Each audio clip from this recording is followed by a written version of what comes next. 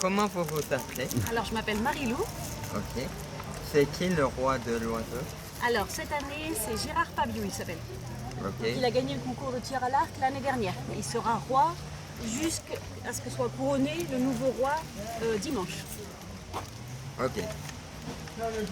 Qu'est-ce que vous exercez vous ici? Alors, je travaille dans l'organisation. Je m'occupe de tout ce qui est de la gestion des différents espaces et des différents intervenants en temps réel. Parce qu'il y a des petites modifications à faire, voir que tout se passe bien, etc. Et je m'occupe de ça avec une de mes collègues et mes collègues de l'organisation. Ok. Depuis quand cette fête elle existe? Alors, il faut voir qu'on fasse un peu de maths. C'est la 36e édition. Donc voilà, 36 ans. Alors l'année exacte, je ne l'ai pas calculée, mais ça fait 36 ans. Voilà. Une petite soustraction, Jean-François? Pas Bon, on attend la calculatrice. peut-être. À On se renvoie la balle?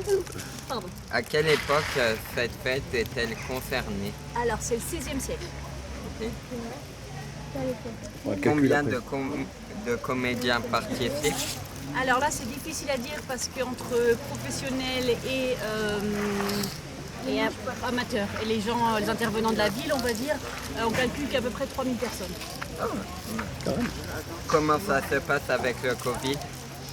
Alors, ça change de jour en jour parce qu'on a des nouvelles directrices.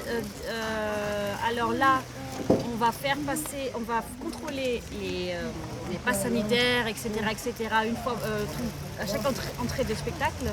Et les gens vont avoir des bracelets qui prouvent qu'ils sont effectivement bien passés par ce contrôle. Donc cette année, s'il n'y a pas de passe, il n'y a pas de fête du roi de l'oiseau. Alors si, cette année, il y a des fêtes, presque comme d'habitude, sauf qu'il va y avoir des contrôles à certains endroits. Et ils vont te donner un bracelet de couleur qui correspond à une journée, qui dit que ce jour-là, ils ont bien vérifié que tu es soit vacciné, soit que tu n'es pas malade, tu fais l'examen avant le PCR et tout ça. Ok. Oui. Est-ce que tu peux raconter une blague? Ah alors c'est pas mon fort, hein. Je suis pas quelqu'un comme ça de très rigolo en soi.